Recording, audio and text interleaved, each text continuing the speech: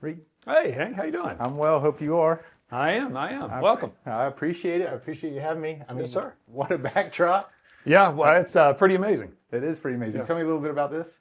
So that's Blue Angel number 5. That was flown into the Hickory Airport a few years ago by a Blue Angel himself. It is housed here at the Hickory Aviation Museum where they care for it, and it'll be on display for everybody to see and learn about it. That's great. I mean, an amazing way to have an interview, and I appreciate your willingness to sit down with me. You know, when I started this process, it was really to learn more about Hickory, Sure. but I have a list of a lot of people that have really made a difference in this town, and you are one of them, and so I really appreciate you taking time, and if you don't mind sitting... No, not at all. Happy to do it. Having a couple minutes with me to answer Sure. a few. Usually when I start these interviews off, especially with somebody from Hickory, I like to talk about something that put a smile on their face, what you think about when growing up in Hickory, what a memory or a place or something that you think of fondly. Sure. So my childhood in Hickory is a very fond memory. I lived in 2 places in the city.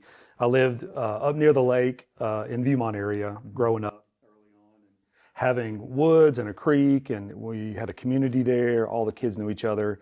If you had a bicycle, the world was yours, and you could just go everywhere.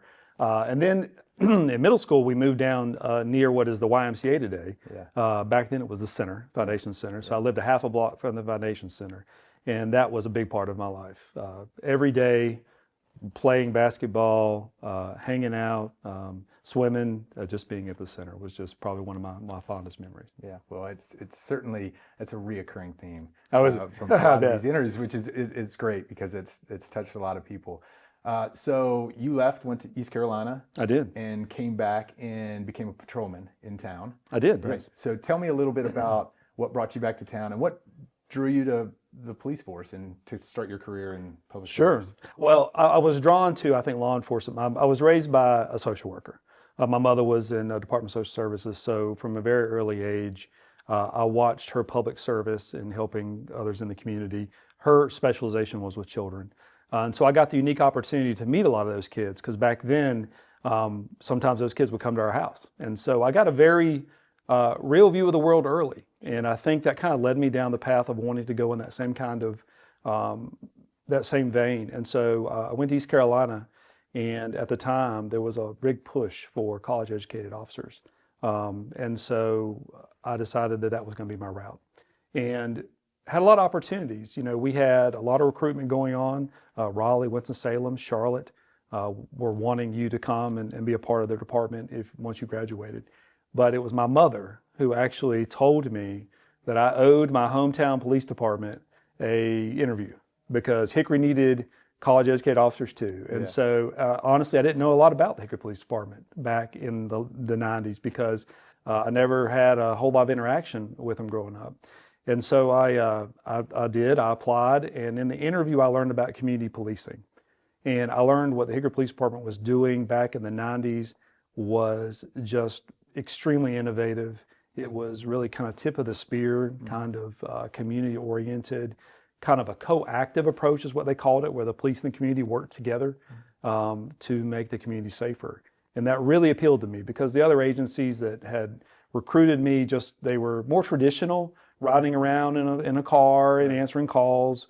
And that was at Hickory as well, but there was also this element of really being deeply involved in the community. Right. So I landed here, and the rest is history. Right. Well, you know, it's funny because I remember involvement growing up as well, because Officer Grace, who was my DARE officer, would pick me up from high school, and I'd go interact with middle school kids about the pressures of drinking and, you know, influences as you grow older. Yes. And so it was a real neat interaction between the police force and us.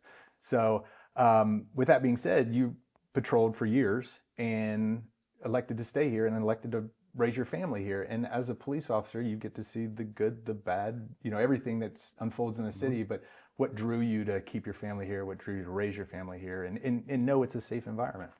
That's a great question. I did. I got to work in every aspect of the community here over 30 years. As a patrol officer, I worked in every district. I saw a lot of hard things. I saw a lot of wonderful things and helping a lot of people. I think what really kind of locked us in to want to raise our family here was just a myriad of things. An excellent school system, the things I had experienced growing up. My wife is from this area, so we had roots. I knew as a police officer that this community is special.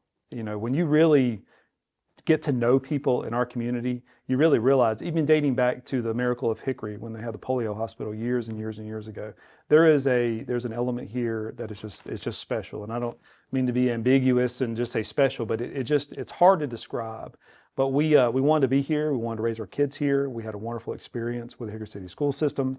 It's just been an all-around great experience. And after retirement, we decided to stick around too. So Yeah. my wife's a nurse, so we could have gone anywhere. Right. And it's just been a wonderful place for us. Well, you talk about the different, as starting as a patrol officer and being involved with different departments and, having the ability to look at kind of every aspect of the law enforcement, which led you ultimately to the police chief.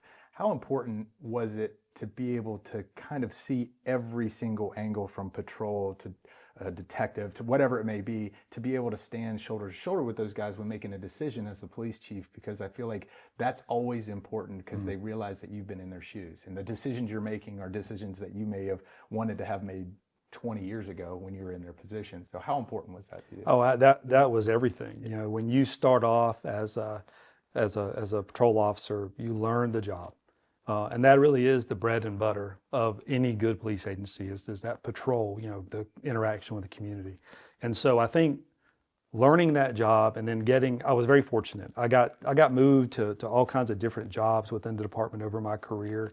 And I never would have been able to be a police chief had I not experienced every aspect of it. But to your point, the officers coming in when they know that the leadership has been in their shoes. Yeah. I agree. To me, that's a tenet of leadership. Yeah. Is you lead by example. You have real world experience that I have been in your shoes.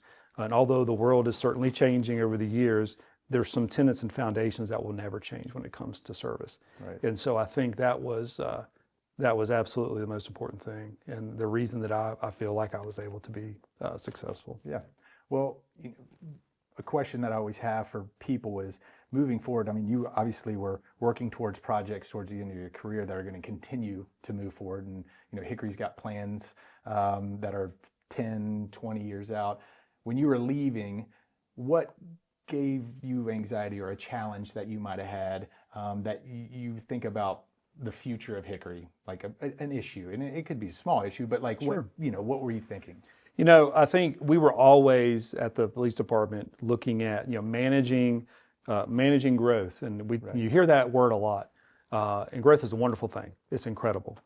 From the police department standpoint, you want to make sure you're plugged into the community and knowing what issues is the community having and are those issues changing? Is it a traffic issue? Is it some other issue? Mm-hmm. And so staying on top of those, that doesn't give me a lot of anxiety to think about in the future because I think they have an extremely good handle on it. We moved towards a lot of things towards the end of my career, things like state accreditation, which was just achieved right before I retired, where you're really putting in those best practices and making sure that you're looking at other agencies. What mistakes have they made? And how do you not make those mistakes? Right. How do you better yourself every day? Get better every day. And so I think that was kind of at the core of what drove us to perform, or drove me to perform, and I think continues today. But I think just managing that growth so that Hickory is maintains what we have today, which is we're very lucky. We're a medium-sized city, which is perfect. We have incredible things going on. And I think we have the right people in place to make sure that the spirit keeps moving forward. Well, and you kind of answered the next question that I was having is like, what excites you about this town? And you kind of did that. Sure. But it's also being put in a position that you are now to be able to experience what's behind us and be able to open this amazing aviation museum to not only just our area, but the surrounding areas. And I feel like that's what Hickory's done a really good job of, is they're not looking for how they are looking to make Hickory better, but they're looking to make the region better. And this is a prime example of it. So, I mean, if you want to give us a little bit of an idea of, this and where it sits today and the future of it and kind of what your role is. So I am the facilities coordinator here at the Hickory Aviation Museum. And the museum is made up of really three entities. So you have the Aviation Museum, which is what we're sitting in now, where we have the planes, and we have the Hickory Aviation Museum. They're a nonprofit that cares for the airplanes. We also have CVCC on this campus. And so on the other side of the building, we have actual classes going on for aviation technology and marine technology.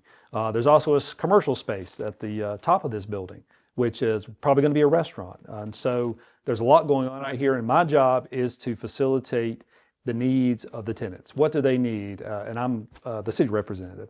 And so this is slated right now to open sometime in May, the museum. They're working very hard. They're in here every day. I think we saw some of the guys walk by here a little bit ago. Out here working to get this museum ready for its opening in May. CVC is already active. They already have classes going on every night of the week.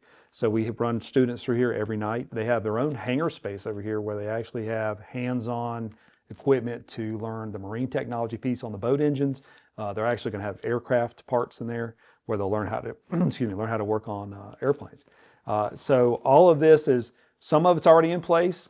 It's ramping up to start in May, and then we'll have another tenant eventually. But it's exciting, and it's one of the reasons I moved back.